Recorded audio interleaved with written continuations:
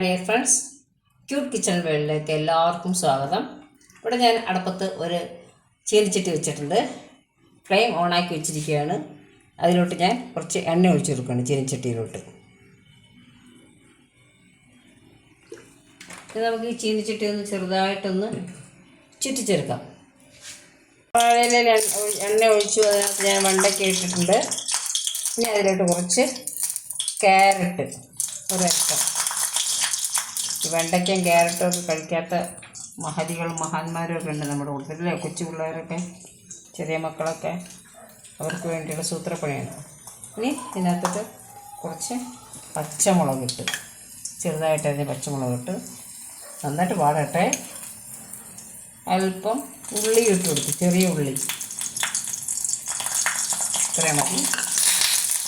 നമുക്ക് ഇതിനകത്തോട്ട് കുറച്ച് ഉപ്പ് ഒഴിച്ചെടുക്കാം, ഉപ്പ് നീര് ഒഴിച്ചെടുക്കാം.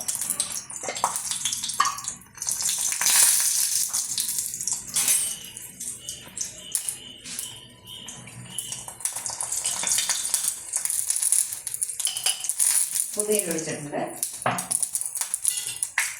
ചെറുതായിട്ടൊന്ന് മിക്സ് ചെയ്തെടുക്കാം. മുട്ട ഞാൻ എടുത്ത് വെച്ചിട്ടുണ്ട്.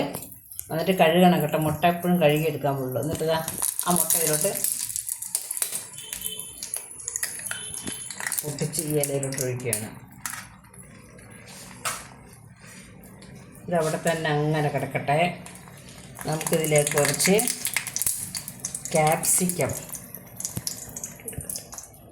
ക്യാപ്സിക്കം മുകളിലിട്ട് കൊടുക്കുക. ഒരു നുള്ള് ടൊമാറ്റോ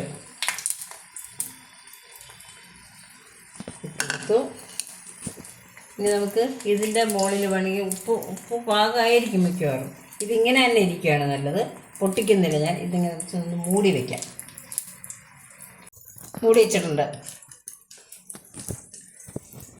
ഉണ്ടോ, നമുക്ക് മറിച്ചിടാം. ആ ഇലയുടെ ഒരു മണവും നല്ല സ്വാദിഷ്ടമായ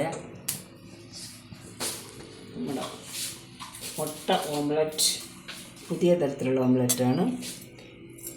ഇല കുറച്ച് പൊട്ടിയതാണ്, കണ്ടോ. തിരിച്ചിടാം. ഇങ്ങനൊരു ഓംലെറ്റ് നിങ്ങൾ കഴിച്ചിട്ടുണ്ടോ? നമുക്കിതുപോലെ എല്ലാ ഓംലെറ്റും, ഞാനിവിടെ 2 മുട്ടയെ വെച്ചിട്ടുള്ളൂ. ഞങ്ങളിപ്പോൾ 2 പേരേ ഉള്ളൂ. 2 പേർക്ക് 2 മതിയല്ലോ. ഉണ്ടാക്കി കാണിച്ചു തരാം.